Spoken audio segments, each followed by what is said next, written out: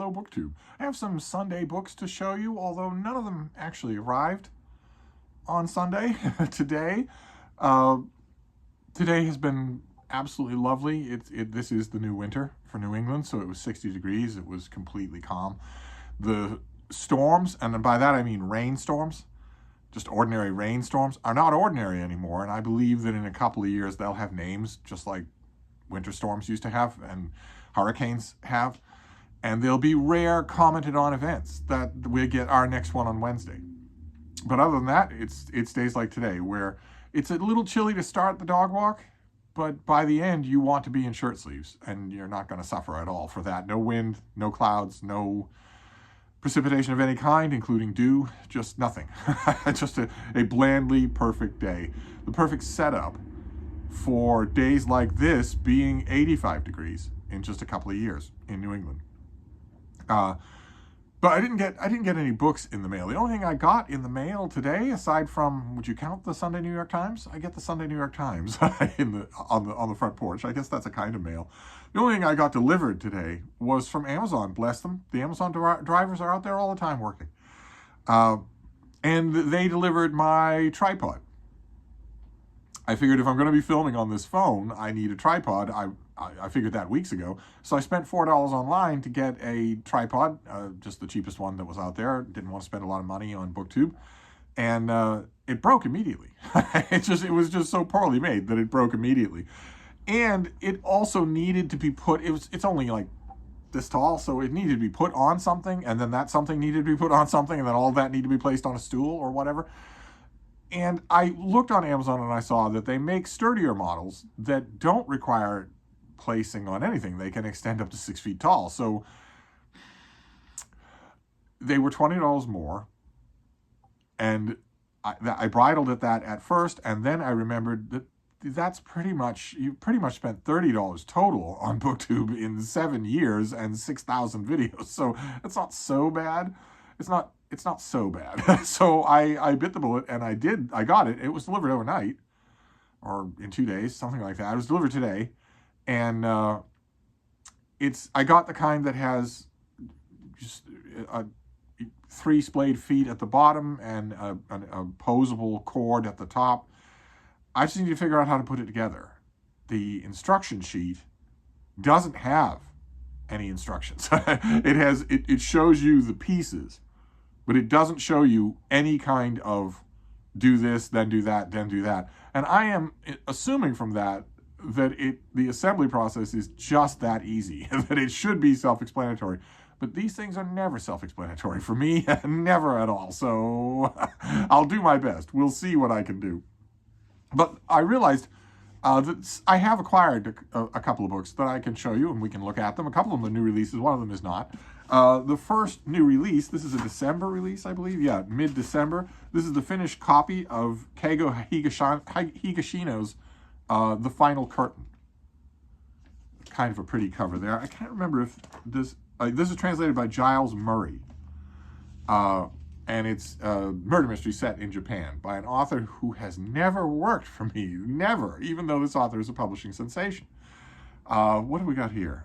Michiko Oshitani is found dead many miles from home, strangled to death, left in an empty Tokyo apartment rented under a false name by a man who has disappeared without a trace. Oshitani lived far away in Sendai with no known connection to Tokyo, and neither her family nor her co-workers have any idea why she was there. As the police search through Oshitani's past for any clue to that might shed some light, one of the officers reaches out to Tokyo police detective Kaga for advice. Something about the death strikes a chord with Detective Kaga's own history. A decade ago, Kaga went to collect the ashes of his recently deceased mother, a woman he hadn't seen or heard from in many years. She ran away from her husband and son without explanation decades before, only to die alone in an apartment far away, leaving her estranged son with many unanswered questions. Is it possible that this new random-seeming murder is connected somehow?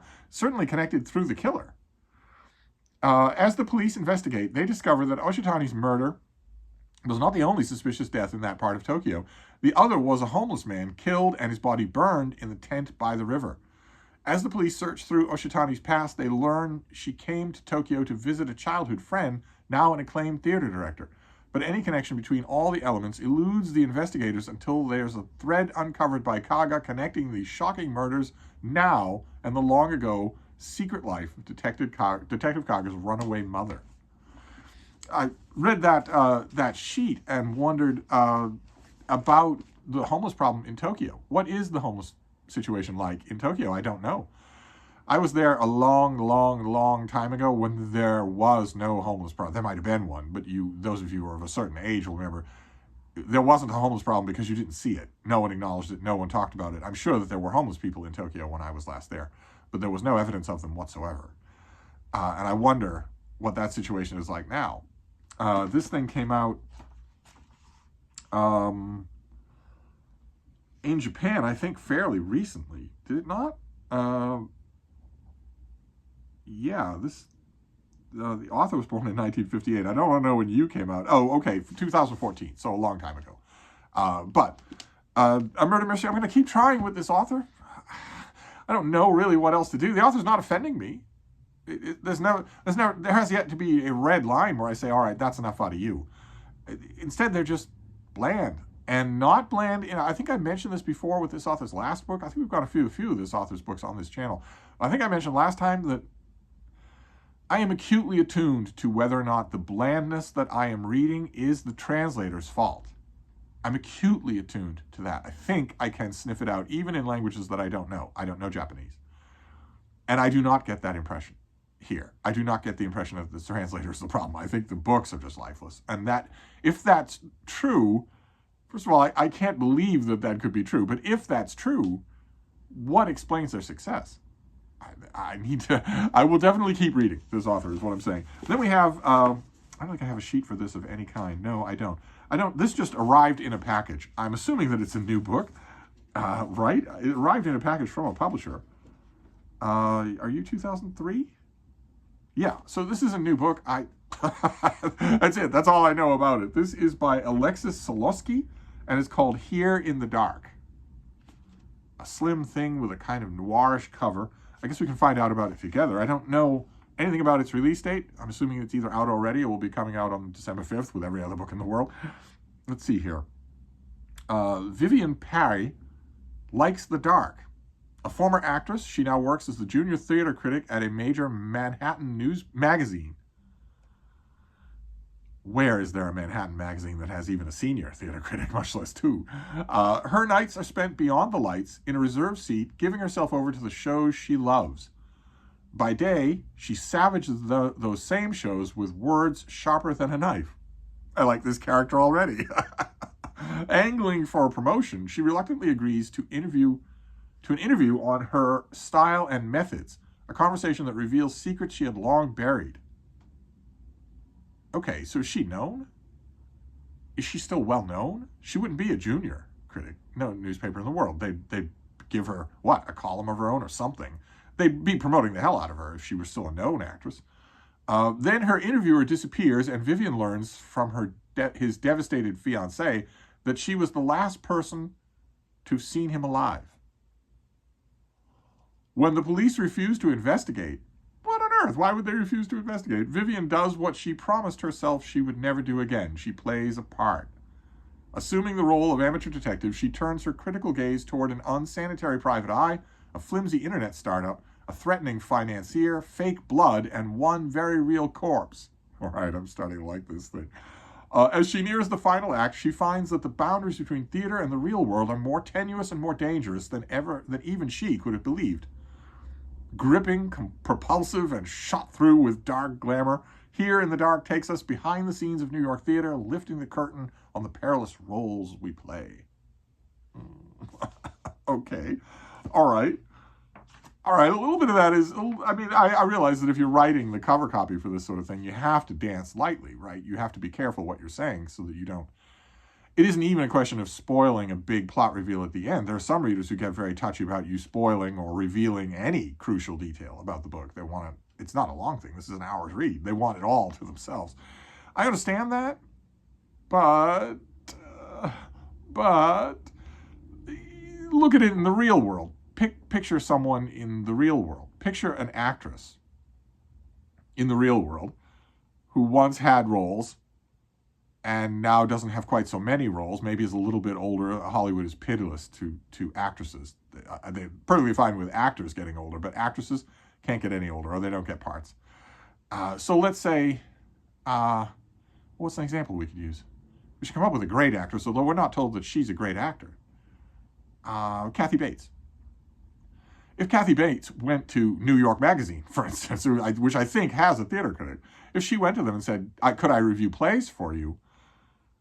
There'd be a long line of people at every theater waiting for her autograph, not for the autograph of any of the stars of the show. And what she had to say about it would be the selling point of that issue, bar none.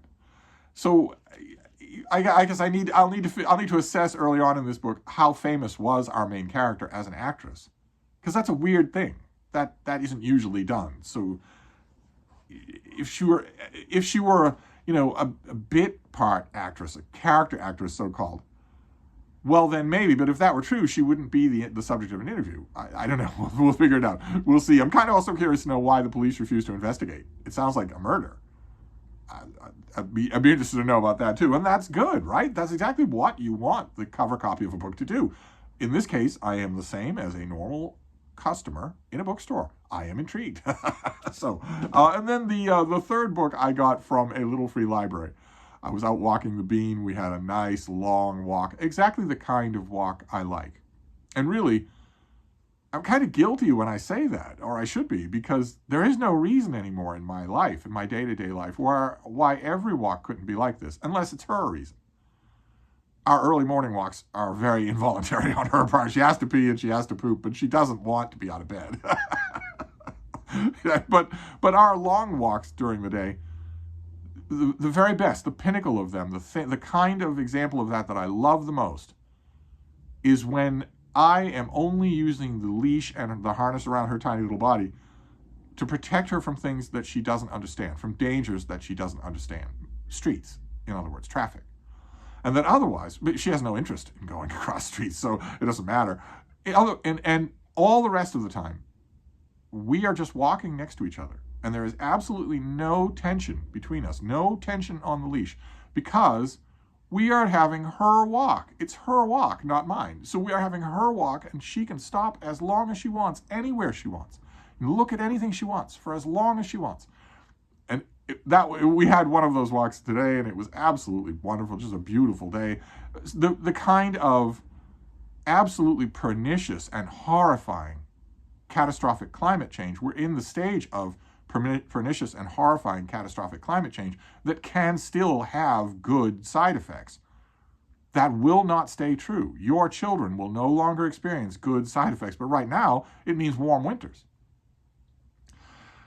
So there's that anyway. All the other side effects, even now, are bad. It means 50 named storms in the Caribbean. It means fire season in California. It means no rivers, no potable water. But it probably means that if winter storms do happen this winter, probably in late December, they'll be really rare. It'll be something that we had none last year, for instance. We had none the year before that. They'll be really rare, but they're really, really bad too. They'll be really, really severe. But today was just lovely. The pure benefit. There is no possible world in which it should be 55 degrees, 60 degrees in Boston in the week before Thanksgiving. There is no possible way that should be true, but I'll take it. As long as it's going to happen, I'll take it. So we were out and about, and at one point we passed a little free library.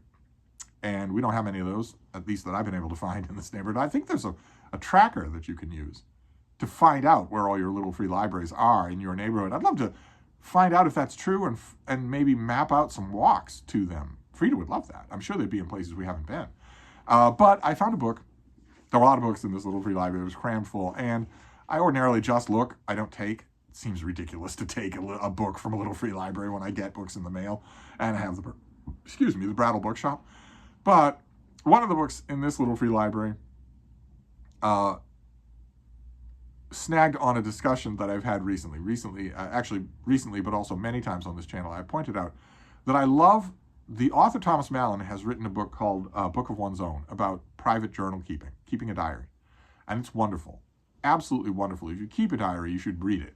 you should find a copy of it and read it. And if you don't keep a diary, you should read it because it'll make you keep a diary, which is a really fun and interesting thing to do. And he also did a book, I hauled it again on this channel, called, I think, Ever Yours, something like that, about snail mail letter writing, which has completely vanished from the world because we all have email. And when I made that video, I said two things. One, that snail mail writing has completely vanished from the world. I was once a very, very dedicated snail mail writer. One half of my writing morning was snail mail letters of an official nature, to publishers, to publicists, to utility companies, to whatnot, to editors. And the other half of my writing morning was snail mail to friends. So I generated a stack of mail on the right-hand side of my desk every morning, every working morning. I mentioned that is all gone. That whole world has disappeared. And I also mentioned that Thomas Mallon's nonfiction books, like A Book of One's Own, really counterbalance for me how horrible his historical fiction is. It's not improperly done. It's subversively done. He knows how to write a novel. But his historical fiction is all trying to rehabilitate the absolute worst people in the world, the absolute worst people in history at the times when they were being the worst. George Bush during Katrina, Nixon during Watergate. People that they are vilified in historical consciousness because they were villains. Not because there is no call for a historical novel. I've hated those things. I've hated every time he's tried to do that. And I made both those mentions in that video, and I got two responses. One response I got from people saying, well, snail mail is not dead. You should do it, right? Keep up a snail mail correspondence with friends. Misunderstanding that when I said that snail mail was dead, some people seem to think I was missing it. I don't miss it. No sane person would miss it. Email is superior in every way. It is superior in every way. Unless you had your snail mail letters as keepsakes of some kind, but in terms of corresponding with someone in order to have an epistolary dialogue with them, email is superior in every way. That's why nobody does snail mail anymore. That was one thing. And the other thing was people saying, okay, you're really harsh on his fiction, and I guess now that I think back, I kind of see that. I've read a couple of his historical novels. I wasn't that dead set against them until I heard your case, and I kind of see that. But in terms of his fiction, what about, I probably got 10 emails all saying, but what about this book, Fellow Travelers? Which, this is from 2010? Is that right? When were you published? 2007. I seem to remember, this is about gay men in 1950s Washington, D.C. So there's a lot here about living in a bygone Washington, and about when being a gay man was something you absolutely couldn't do. It was a felony. You could go to hard labor in America to do that. Or at the very least, you could quote unquote get off easy with being involuntarily committed to a psychiatric institution and just left there to rot. Yelling at the windows, yelling at your nurses and your fellow patients that there's nothing wrong with you, so you fit right in, because the people there who have something wrong with them are yelling the same thing. A nightmarish thing, a nightmarish fate. I seem to remember that this book tries to do the same thing, the same weird project this author is on when it comes to historical fiction, only here for McCarthy, for Joe McCarthy. I admit I'm a little fuzzy on the details, so I will read this again, especially since so many of you held this up as an example of Thomas Mallon's historical fiction that doesn't deserve excoriation. Okay, well, a lot of you said that, and I think I have this as an ebook. I didn't go looking, but a lot of you said that, and I thought, okay, I think you have this as an ebook. Maybe give this a try, and definitely give this a try. That's what you're here on BookTube for.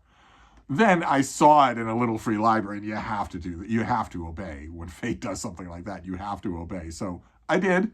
I now have it. It will be on the pile for this weekend, and we will see. We will see what we will see. But anyway, that's all I have for you today. Those are 3 Sunday books. I'm trying hard to control the light over there, but I went to extensive efforts to control that glow before I started filming, and it's overcome them. So I don't know what I'm supposed to do. Film inside a closet in order to have steady light, even if it's bad light?